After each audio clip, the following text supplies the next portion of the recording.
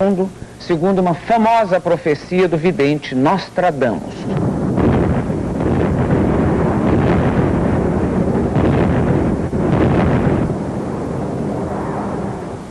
Um grande rei de terror desceria dos céus em 1999, nessa época do ano, conforme garante Nostradamus. Além do eclipse, alguns planetas do sistema solar estarão próximos de um alinhamento. Há muitos séculos, videntes, profetas e místicos de todo tipo fazem previsões sobre o fim do mundo.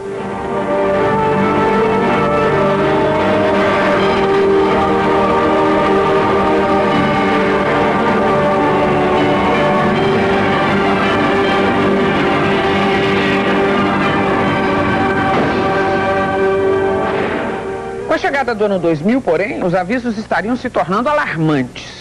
Hoje muita gente acredita numa destruição global, se não daqui a uma semana, dentro dos próximos 4 meses, por catástrofes naturais, guerra nuclear ou queda na Terra de um grande meteoro.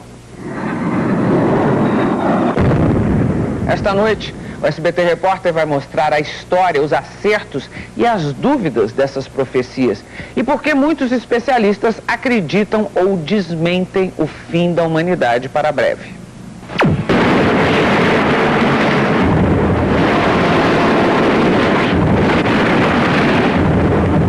A Bíblia e as 4 pragas do Apocalipse que vão castigar a Terra. O mundo pode ocorrer daqui a alguns instantes. Guerras mundiais, fim dos papas, falsos messias, terremotos, fome. Quais seriam os sinais do fim dos tempos? Nostradamus anuncia, o perigo vem dos céus. E um astrônomo avalia a força do possível impacto de um asteroide sobre a Terra. É mais de 100 vezes do que a bomba atômica de Hiroshima. Depois de Hitler, quem seria o anticristo enviado pelas forças da destruição? Um vidente brasileiro garante, até 2005, o sistema solar vai ser dividido em 2. Não sou eu que estou dizendo, já está na Bíblia. Exclusivo, as seitas de penitentes que se preparam para o fim do mundo.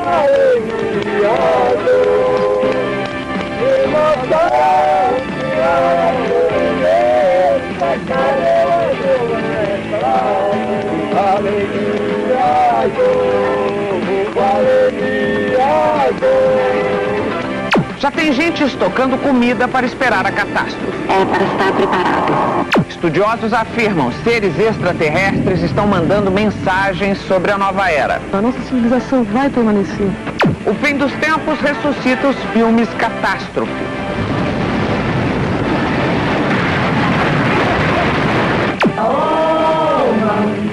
Em São Paulo, os adeptos de uma religião anunciam a chegada do novo Cristo. Eu estou uma encarnação divina. Apesar de muita gente achar que o próximo dia 11 é mesmo o dia em que o mundo vai acabar, as grandes previsões da Bíblia, os textos do vidente francês do século XVI, Michel de Nostradamus, e o segredo mantido pela Igreja Católica sobre a misteriosa terceira profecia de Fátima, levaram muitos especialistas no exterior e mesmo aqui no Brasil a apontarem uma mesma data para o final dos tempos, o dia 31 de dezembro do ano 2000.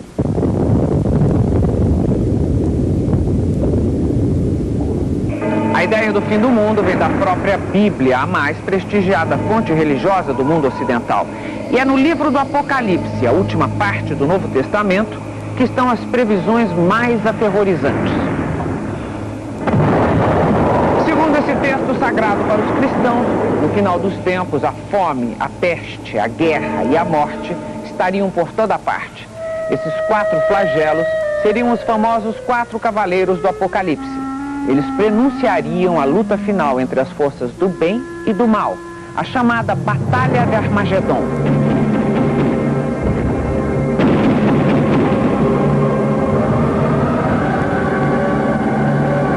Armagedon seria a previsão de um tempo no futuro em que as nações travariam uma guerra final, matando a maior parte da humanidade. O SBT Repórter foi até a região de Juazeiro do Norte, no Ceará, onde localizou 3 diferentes seitas de penitentes, cada uma com métodos próprios, mas com um ponto em comum, o respeito às mais antigas tradições cristãs, inclusive o fim do mundo. Penitentes são grupos de católicos muito conservadores que escolheram a penitência e o flagelo do corpo para encontrar sua salvação. Pelo meu pecado eu ando esta hora. Eles acreditam que o mundo está próximo de se acabar? É tudo, esse ano vai tudo ser em torno disso, em razão das comemorações do ano 2000, acentuadamente passagem do milênio, eles acreditam piamente que acontecerá aquilo que foi programado em sermões posteriores, com muita ênfase para o final dos tempos. E esse autoflagelo dele? O autoflagelo está dentro dessa vontade de purificar. Existe um binômio forte, espírito e corpo, trevas e luz, e eles então procuram purificar seu coração, purificar toda a maldade de seu corpo, para assim se candidatarem à salvação mais rápida. Pelo meu pecado eu ando esta hora. Os penitentes do Braço da Cruz promovem com frequência procissões e missas como essa.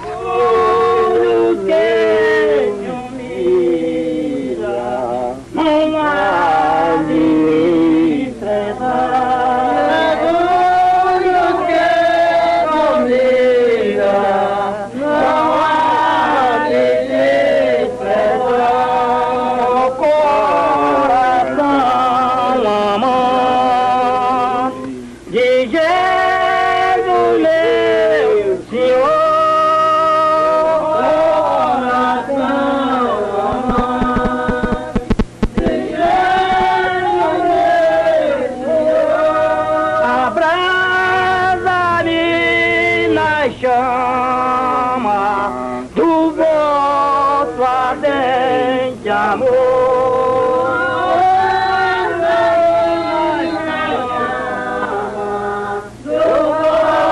Para entrar na ordem, as pessoas têm de abrir mão do nome de batismo. Aí todos os homens têm o mesmo nome do líder, José Alves de Jesus, e todas as mulheres têm um único nome, Maria Alves de Jesus. Tudo isso quanto existe na face desta murimbeca, tudo vai ser acabado, ser retornado em água como começou. Mas ele prometeu logo fogo para apagar, lavar os nossos abismos que nós vemos abismados neste globo terrestre. Não entenda que tem homem na terra por modo de proibir Deus acabar esse mundo. Não, senhor. O senhor acredita que o fim do mundo está próximo? Eu acredito porque Deus não errou e nem erra. Antes do fim do ano o mundo pode acabar, no seu conceito? Aqui desse ano? É. Não entendo assim não. Eu entendo que ele disse a Deus mundo, até no tempo de 2000 chegar. E o ano de 2000 ainda é o outro. Saio e tremer é pra poder beijar. Saio e tremer é pra poder beijar. Já esses outros penitentes do Sítio das Lagoas formam um grupo de 12 pessoas. Só quando um membro morre, outro pode ser admitido. Eles dizem que isso nada mais é que a tradição dos 12 apóstolos de Cristo. Eles se reúnem à noite para se purificar dos pecados através de um pacto. Se um deles comete uma falta, todos devem pagar pelo erro.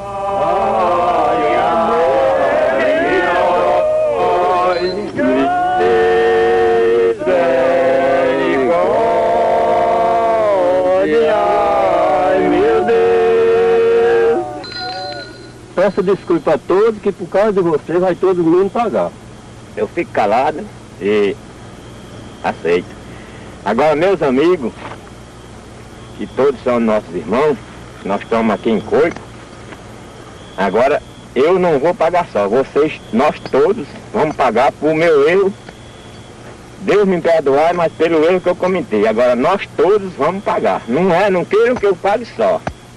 Então, por seu caso, vai todo mundo pagar, tá ouvindo? Em fila, todos se açoitam. Acham que essa é a única maneira de escapar do fim do mundo.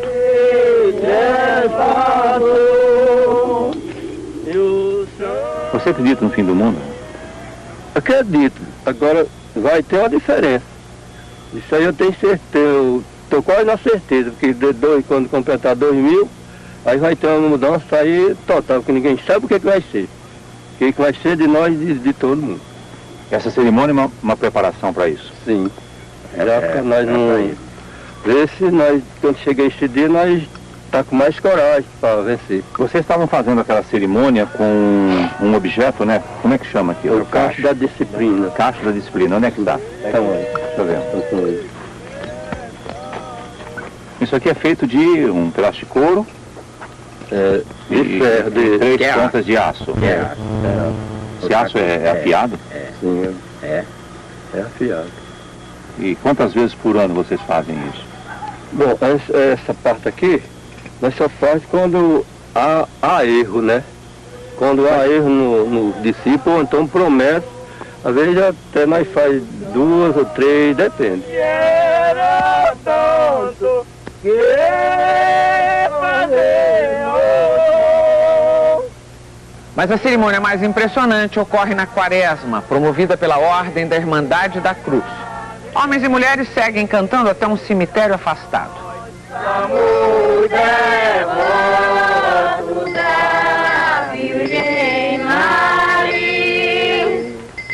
O objetivo é preparar a todos para a hora do juízo final. No momento da caminhada, os homens se ajoelham e as mulheres ficam de pé, pedindo perdão para os pecadores. Ai meu Deus, ai grande dor no coração dos pecadores.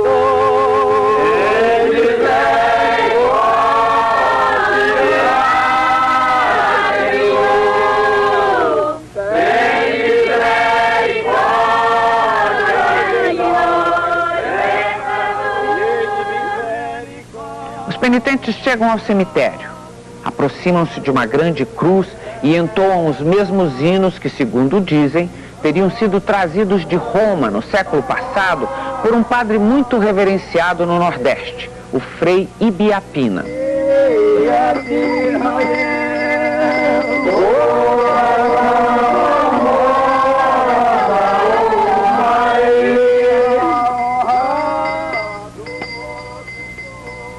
Agora 2 penitentes seguem para outro canto do cemitério, acompanhados pelos demais. Vai começar o alto flagelo. Primeiro tiram o paramento. Depois a camisa. Ajoelham-se e começam a se autoflagelar. Ai, dor, vale minha dor, de Nossa Senhora vale minha dor, de Nossa Senhora pelo meu pecado eu ando esta hora, pelo meu pecado eu ando esta hora, pecado eu ando esta hora, pelo meu pecado eu ando esta hora, minha dor, minha dor, porque Nossa Senhora vale minha dor, e Nossa Senhora pelo meu pecado eu ando esta hora, e vale minha dor, vale minha dor, de Nossa Senhora vale minha dor, de Nossa Senhora pelo meu pecado eu ando esta hora, pelo meu pecado eu ando esta hora. Como chama isso aqui? Disciplina. Disciplina? É. Isso aqui é afiado? É. Agora essa folha aí, que folha é que está passando? Qualquer mato. Qualquer mato para enxugar. Dói muito quando você Dói faz esse açoite? Dói não. Não? Isso aqui só dói se o ferro estiver cego. Hein? Se for amolado, não dói muito. Vocês amolam isso aqui? É, amola. Agora esse meu não tá bom porque ele tá cego. Ele dói uma coisinha porque ele tá cego, não tá bem amolado. Agora estando bem amolado, não dói. O senhor acredita no fim do mundo? Fim do mundo, eu acho que tem. Agora eu só não sei quando é, não sei. Isso seria um preparo seu para estar com a alma pura para o fim do mundo? Quem sabe é Deus, mas aí a gente faz mais isso nessa intenção, né? De purgar os pecados para quando for na hora da morte a gente estar mais aliviado, né?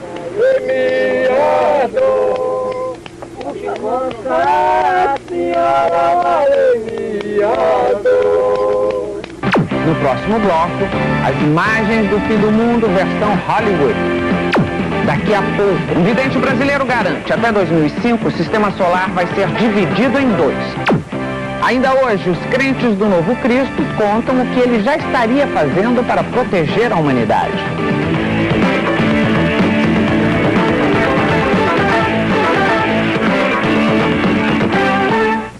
O fim do mundo está literalmente na moda.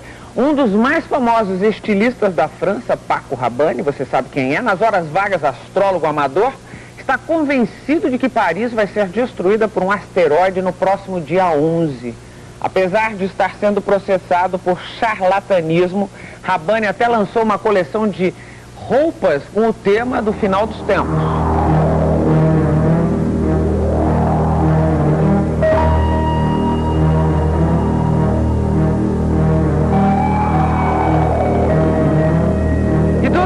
Atlântico, nos Estados Unidos, a indústria do cinema também viu na anunciada destruição da Terra uma boa oportunidade para engordar as bilheterias.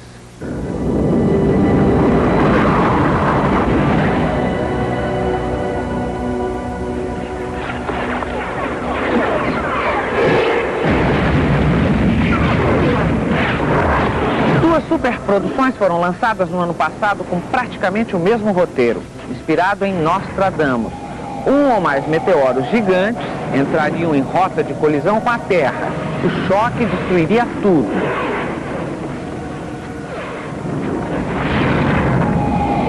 Em Armagedon, a ameaça é neutralizada por uma missão espacial que consegue explodir o asteroide do tamanho do estado do Texas um pouquinho antes dele bater na Terra.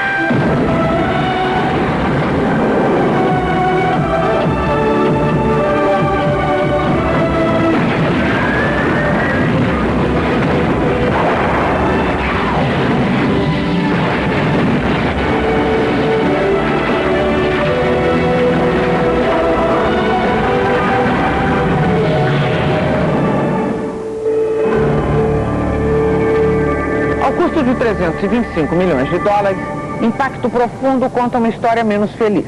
O meteoro, dividido em 2, é desviado da rota de colisão, mas o pedaço menor ainda cai no oceano, o que provoca um maremoto.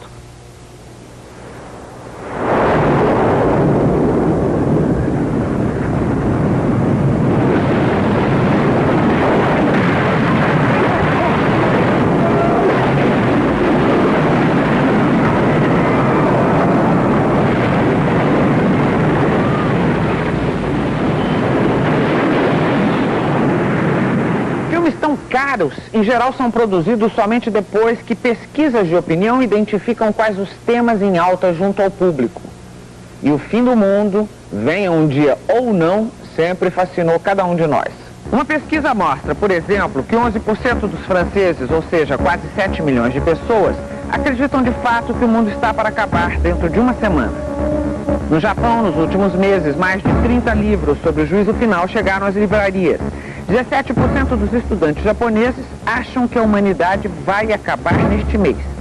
E em 160 países do mundo, incluindo o Brasil, 10 milhões de adeptos da Igreja Jesus Cristo dos Santos dos Últimos Dias, mais conhecida como Igreja dos Mormons, aprendem detalhadamente métodos de estocagem de comida a longo prazo. Nos Estados Unidos, os Mormons são a 7ª maior religião, com mais de 5 milhões de membros. No Brasil, onde tem 700 templos e 740 mil membros, a maioria, como essas senhoras, conhece métodos de estocagem de comida sem uso de conservantes químicos. Uma maneira é excluir o ar, quer dizer, a vácuo. Né? Como é feito isso? Nós colocamos aqui dentro o arroz e deixamos bater para tirar bem o ar dentro.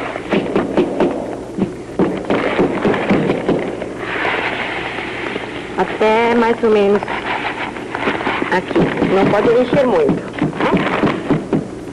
Nós pegamos um pedaço de alumínio, fazemos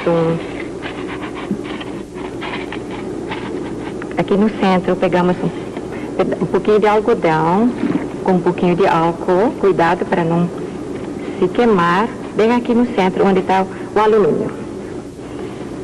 Nós acendemos e nós tampamos imediatamente para tirar o ar.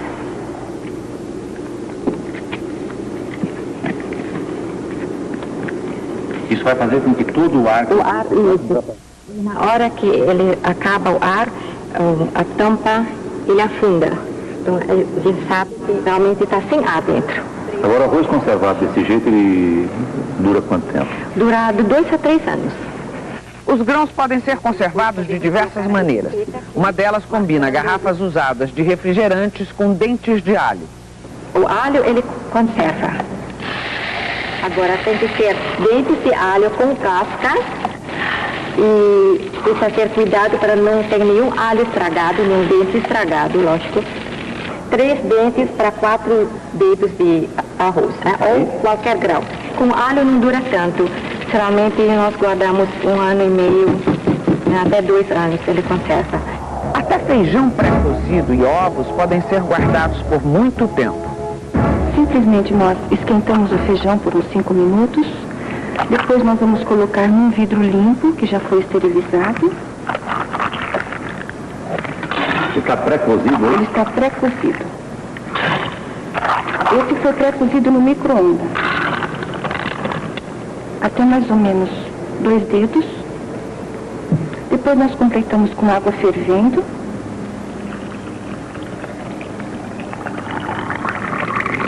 Até 1 dedo da borda. 1 dedo. Se quiser agora, nós podemos acrescentar sal. Eu não vou acrescentar sal. Você passa alguma coisa que não seja de metal em volta dos grãos, para que ele liberte as bolinhas que fica, geralmente. Depois de fazer isso, você limpa a borda. Isso serve para qualquer tipo de conserva, esse método. Tanto para o grão assim, quanto para as geleias? A limpeza é idêntica. A tampa já foi fervida em água quente, está bem seca. Você fecha. E o feijão e qualquer tipo de salgado, como bolinhas de carne e frango, você coloca dentro da panela, o vidro. A panela vai ter mais ou menos 2 litros de água fervendo. Ela não está com a panela não tem que chegar a cobrir tudo? Não, só 2 litros de água, só fervendo, né? E depois disso nós vamos tampar a panela. E sob pressão, deixa quanto tempo? Isso, aí nós vamos tirar o pino, colocar no fogo. Quando começar a sair ar, nós vamos colocar o pino e vamos deixar 1 hora para qualquer cereal e carnes. Lá dentro, qualquer tipo de bactéria vai morrer. Agora, o alimento conservado desse jeito, ele dura quanto tempo? O feijão pré-cozido, por exemplo? 2 anos tranquilamente. Fora da geladeira? Fora da geladeira, dessa forma. Nós colocamos dentro da salmoura mais ou menos 1 litro de água, com meio pacote de sal, meio quilo de sal, e fervemos primeiro a água, e depois de esfriar, colocamos dentro do recipiente e guardamos durante 1 mês. E depois podemos tirar os ovos e guardar na geladeira, ele dura 1 ano. Outro cuidado dos mormons é pesquisar formas de plantar dentro de casa.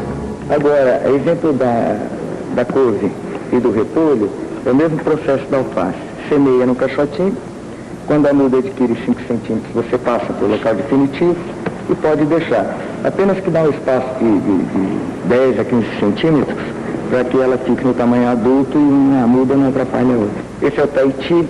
Aqui nós temos o limão rosa, aqui do lado. Aqui a mexerica poncã. Aquela pequenininha lá é o araçá, que é uma fruta também bastante saborosa. E aqui é a jabuticaba. Isso aqui num pequeno espaço, colocar dentro desses vasos, ela vai produzir normalmente? Ela vai produzir normalmente, independente do tamanho da planta e do tamanho do vaso. Os membros da Igreja Jesus Cristo dos Santos dos Últimos Dias não fazem tudo isso só por precaução. Para eles, estocar faz parte da doutrina. É ensinado dentro da nossa igreja que nós precisamos ter alimentos, roupas, combustíveis, né, primeiro socorro, para um ano, no mínimo. Seria assim o medo de um fim de mundo, coisa assim? Nós fomos ensinados que nós precisamos,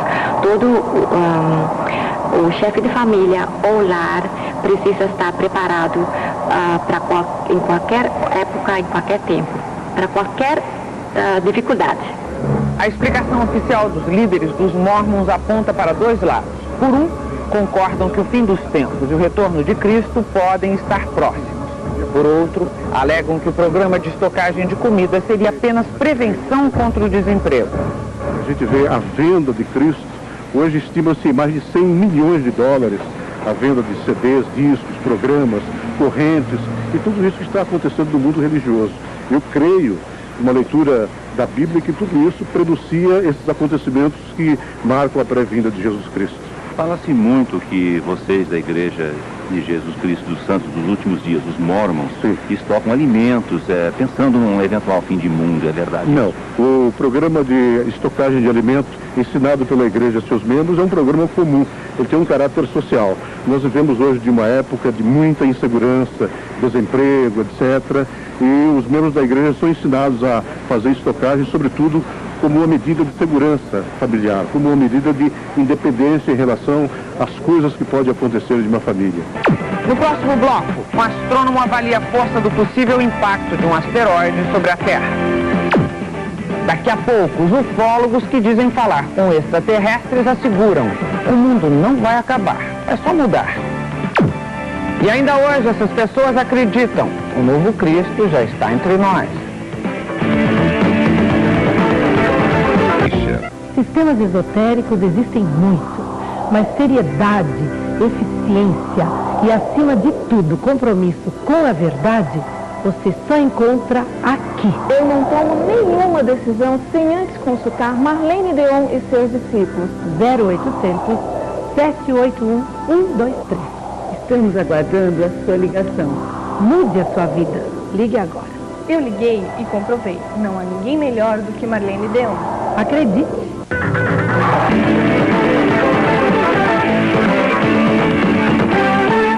Um acidente espacial.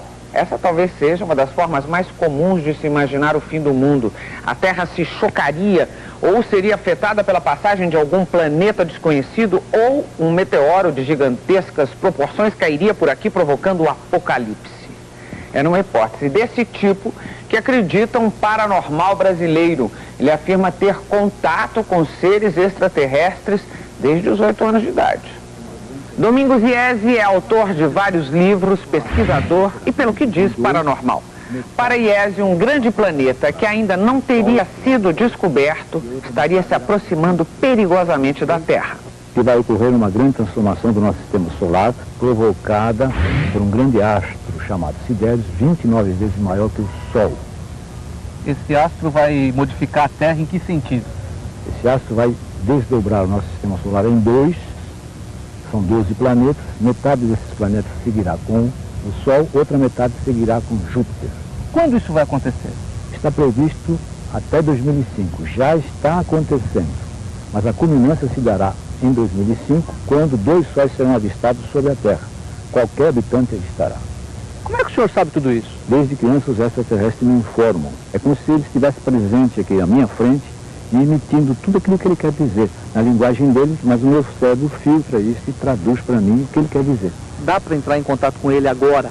Já estamos em contato com ele. Ele está seguindo a nossa reportagem, está ouvindo o que eu estou falando a vocês. E eu estou ouvindo o que ele está me dizendo. E o que ele está me dizendo é que ele está seguindo o planeta, continua seguindo o planeta, vem vindo, se encontra agora no segundo sistema solar mais distante do nosso e vem se encaminhando para cá. Mas os astrônomos questionam essas informações que divergem em muito dos dados oficiais, como explica o professor Roberto Bosco. Tem gente que acredita que existe um grande planeta que está próximo de chegar à Terra. Vocês têm algum conhecimento disso? É um planeta cujo nome já foi dado, se chama Hercúlebus. Esse Hercúlebus seria um planeta imenso que está se aproximando da Terra e que iria chocar-se com a Terra. É um planeta mitológico, uma vez que do ponto de vista prático nenhum instrumento conseguiu detectar esse planeta. De modo que por enquanto dá nome ao pintinho antes de a gente ter o ovo.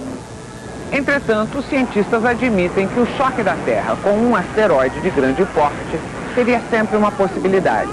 É o que diz o professor Amâncio Friarta. Professor, existe a chance de um grande asteroide chocar-se contra a Terra? Isso existe. Só que a probabilidade uma vez a cada 100 milhões de anos. A última vez, há 65 milhões de anos atrás, provavelmente causou a extinção dos dinossauros. E corpos médios se jogando contra a Terra? Isso tem. Digamos, forças de alguns megatons, por volta de uns 3 por século. O que é um megaton? É o suficiente para destruir uma cidade do tamanho de Campinas, por exemplo.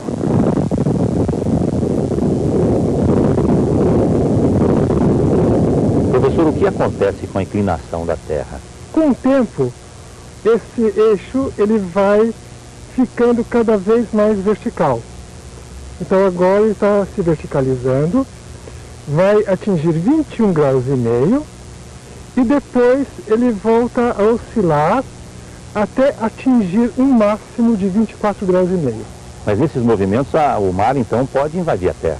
Quando o eixo está mais vertical, o polo ele recebe menos luz. E desse modo começa um processo de era glacial. Quando ele está mais inclinado, ocorre o degelo dos polos. Agora, isso acontece de quanto em quanto tempo? Olha, o período é longo, 46 mil anos. Segundo a grande profecia cristã, seria esse o momento do apocalipse e do surgimento de um novo mundo, depois da última batalha entre o bem e o mal. O homem, obviamente, pode ser, ele tem o poder, como diz hoje em dia, que ele teria o poder, por exemplo, atômico, de eventualmente terminar com a história do planeta nosso planeta Terra.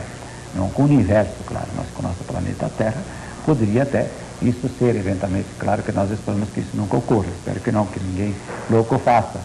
Mas isso não interfere dentro dessa questão da história da igreja, da história da salvação, que chegará num certo momento ao final, em que haverá, portanto, a volta de Jesus Cristo. Ele voltará ao mundo como juiz e como aquele que vai consumar, portanto, a história. E, segundo a revelação e a doutrina da teologia da igreja, haverá, portanto, novos céus e nova terra, além da ressurreição dos seres humanos, que ressuscitarão.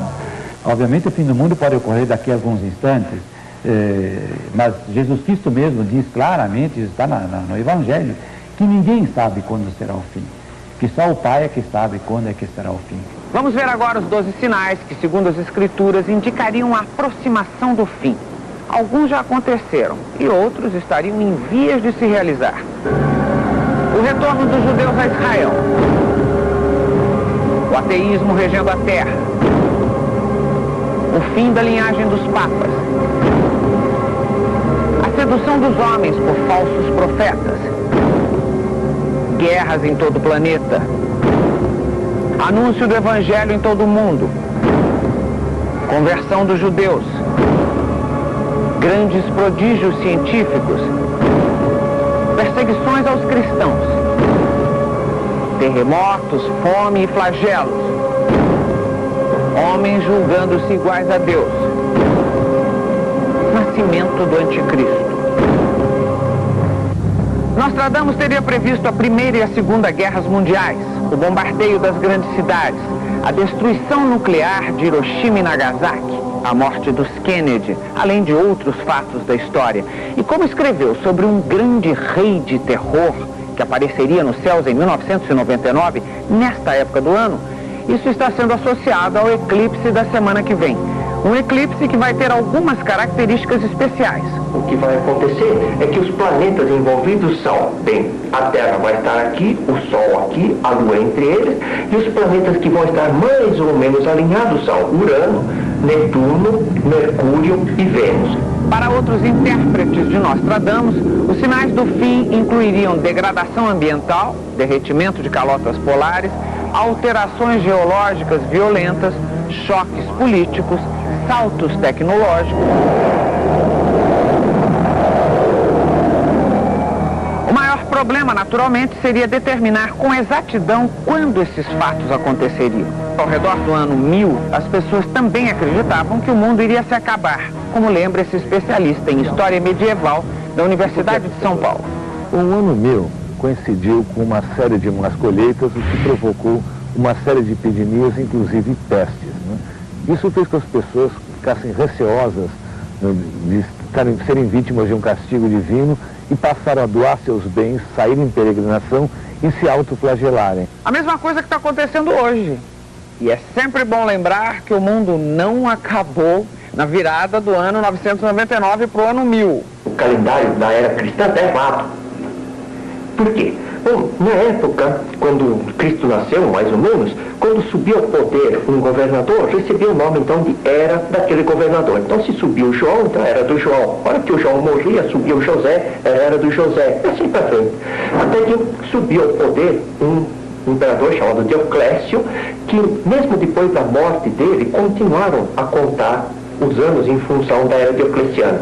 E no ano 248 dessa era diocleciana, trabalhava nos arquivos papais um frade chamado Dionísio, que era o responsável pelo cálculo da data da Páscoa. E, através de cômputos que se perderam no tempo, o Dionísio chegou à conclusão que o ano 248 da era diocleciana, na qual ele estava, correspondia a 532 anos depois do nascimento de Cristo. Só que existe um erro nessa escala. Os indícios são de que, na verdade, Cristo nasceu 6 anos antes de Cristo. Isso significa que se a gente estivesse utilizando esse calendário correto do nascimento de Cristo, então nós estaremos 6 anos mais para frente e, portanto, os anos em função da era diocleciana. E no ano 248 dessa era diocleciana, trabalhava nos arquivos papais um frade chamado Dionísio, que era o responsável pelo cálculo da data da Páscoa. E, através de cômputos que se perderam no tempo, o Dionísio chegou à conclusão que o ano 248 da era diocleciana, na qual ele estava, correspondia a 532 anos depois do nascimento de Cristo. Só que existe um erro nessa escala. Os indícios são de que, na verdade, Cristo nasceu 6 anos antes de Cristo. Isso significa que, se a gente estivesse utilizando esse calendário correto do nascimento de Cristo, então nós estaremos 6 anos mais para frente e, portanto, hoje, ao invés de 1999, seria 2005. No próximo bloco, a antevisão do fim do mundo em cartaz no palco. Daqui a pouco, os ufólogos que dizem falar com extraterrestres asseguram: o mundo não vai acabar, vai só mudar. E ainda hoje essas pessoas acreditam: o novo Cristo já está entre nós.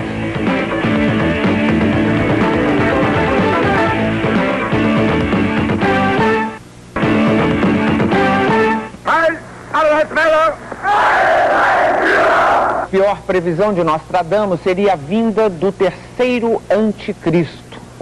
O primeiro teria sido Napoleão, o segundo Hitler, e o terceiro, embora não tão poderoso, daria início ao grande massacre do Armagedon, a guerra cósmica que daria fim à humanidade.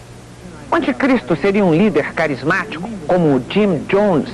Em 1978, ele levou 900 fanáticos de seu culto, o Templo do Povo, ao suicídio coletivo, em Jonestown, na Guiana. Ou o anticristo seria um louco, como David Koresh. Em 1993, à testa da seita Ramo Davidiano, ele enfrentou por 51 dias o cerco do FBI em Waco, no Texas, até ser massacrado com mais 81 pessoas. Ou poderia ser outro Shoko Asahara. O líder da seita japonesa Verdade Suprema aterrorizou o mundo em 1995 ao atacar o metrô de Tóquio com gás sarin, matando 13 pessoas e intoxicando outras 3.000. O grande temor, como disse esse oficial, que já foi da equipe do Conselho Nacional de Segurança dos Estados Unidos, é que bastaria um grupo pequeno, mas organizado, dirigido por um líder político ou religioso fanático, para executar o pior pesadelo terrorista: montar aos poucos e explodir uma bomba nuclear numa grande cidade ocidental. Falaria sobre isso a chamada terceira revelação de Fátima, que até hoje constitui um dos maiores segredos da Igreja Católica? O mistério nasceu em 1917, na província portuguesa de Fátima, quando 3 pequenos pastores afirmaram ter visto e falado por várias vezes com a Virgem Maria.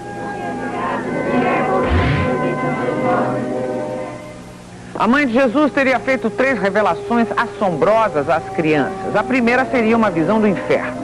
A segunda, o anúncio da nova guerra mundial, que começaria em 1939. E a terceira, por decisão do Papa João XXIII, foi divulgada apenas parcialmente. O que já se sabe é que haveria um grande castigo para os homens. O texto cita os grandes sábios que teriam construído armas de destruição em massa e avisa sobre os efeitos de usar tais armas, dizendo que milhões perderiam a vida e que a humanidade seria purificada. Mas essa é apenas uma parte da mensagem. O que diria o restante? Especulações apostam que revelaria o sinal definitivo do Apocalipse e que poderia ser a volta do cristianismo na Rússia. Mas seria verdade? O Papa, de fato, conhece esse segredo, que a Lúcia teria manifestado esse segredo ao Papa. Mas a Santa Sé se pronunciou várias vezes já sobre isso, dizendo que não há nisso algo que deva apavorar a humanidade, nem são previsões que mudariam substancialmente as coisas. Não há nada, portanto, assim, de maior ou de mais decisivo para a Igreja, senão o Papa, obviamente, já teria dado sinais a esse respeito. Então, que eu penso que relacionar o terceiro segredo de Fátima com a passagem do milênio, eu creio que não tem nenhum fundamento por enquanto. Uma das causas mais prováveis do fim do mundo seria a ação do próprio homem, uma espécie de suicídio coletivo, com 2 formas. Uma lenta, através da degradação ambiental, da poluição dos mares e dos rios, enfim, do envenenamento gradativo do planeta, e a outra, rápida, através de um conflito nuclear. Hoje, mesmo nações menos desenvolvidas, como a Índia ou o Paquistão, possuem capacidade nuclear. A última das guerras poderia começar com um conflito regional, provavelmente no Oriente Médio, e acabar envolvendo grandes potências. Outro modo de apertar o gatilho do juízo final seria um possível atentado nuclear terrorista contra uma grande cidade do Ocidente. Daí, poderia ser um passo para a destruição total. Mas por hipótese, como seria a vida dos sobreviventes nas ruínas radiativas? Em São Paulo, uma peça teatral tenta responder a essas perguntas.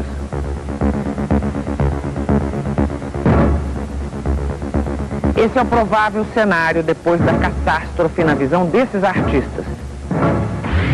Quarteirões arrasados. Escuridão causada pelas nuvens de pó em suspensão na atmosfera. Os serviços públicos, abastecimento, energia, comunicações em colapso.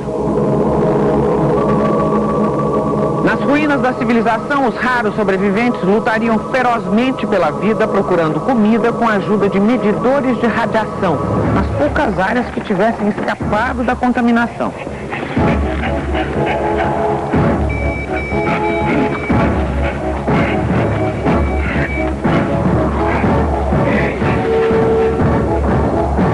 O autor da peça, não por acaso, vem de um país que por 44 anos, entre 1945 e 1989, viveu na situação de primeiro alvo em caso de ataque nuclear da antiga União Soviética.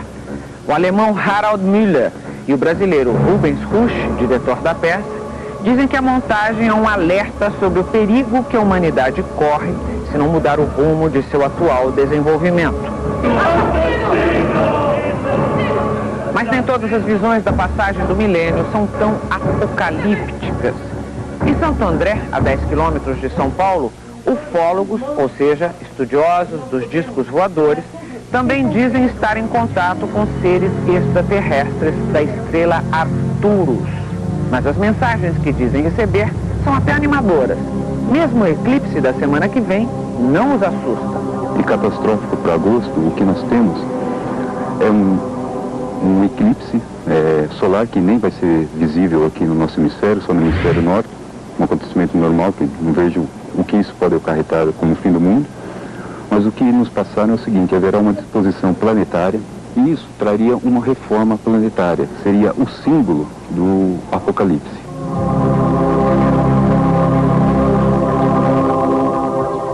A nossa civilização vai permanecer com um novo estado de consciência, mais elevado, mais espiritual, mais humano. Os ETs nos dizem: queremos uma relação linear com vocês, não queremos seguidores, não queremos adoradores, queremos pessoas lúcidas, porque quem segue sempre se perde.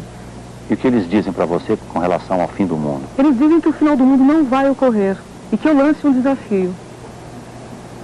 Que em 2001 nós estaremos aqui com você, se você quiser, dando uma nova reportagem.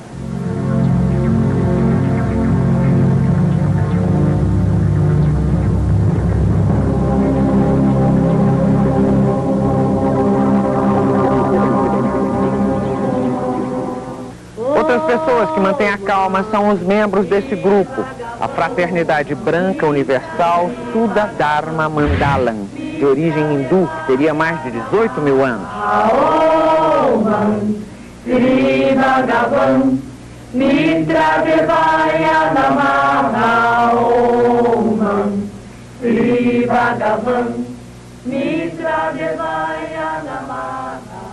No Brasil, a Sudha Dharma tem mais de 5 mil membros.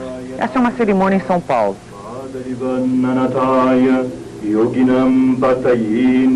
Como em outros pontos do país, eles se reúnem para se preparar espiritualmente para a chegada da nova era.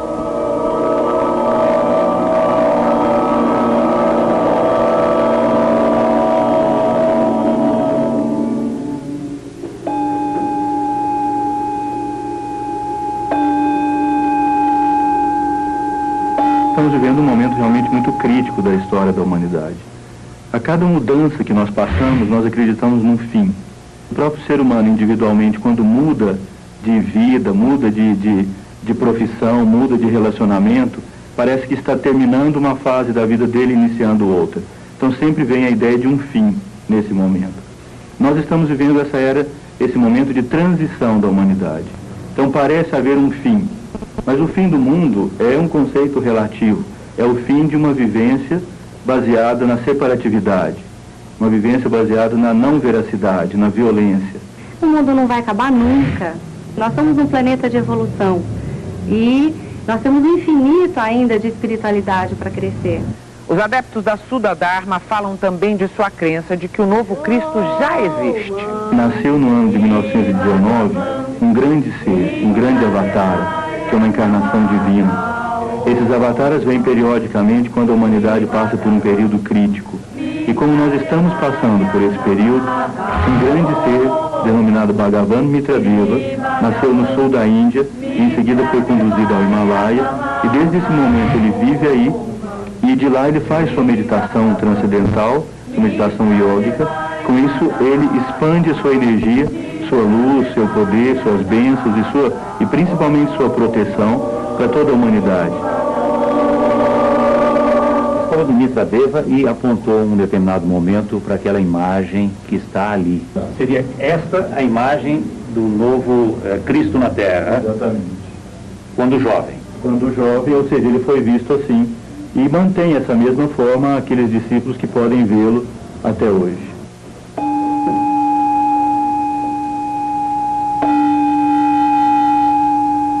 A posição da Sudha Dharma parece equilibrada. Eles reconhecem o perigo de destruição do planeta, mas acreditam que na humanidade também cresce o número de pessoas que se opõem à violência e à destruição da Terra. Mas concordam num ponto: está chegando o momento da grande decisão.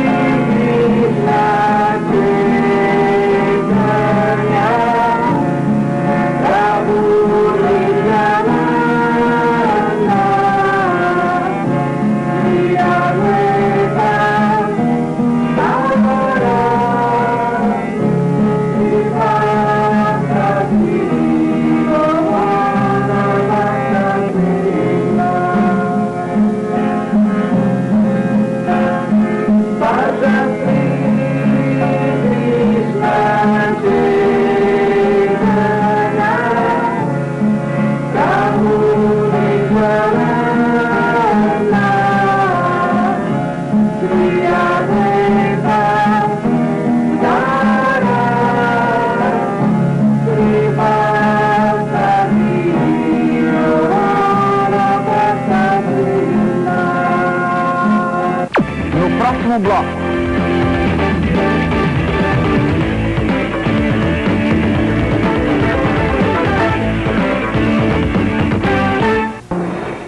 Esperando sinceramente que o mundo não acabe, o SBT Repórter de hoje fica por aqui. Boa noite.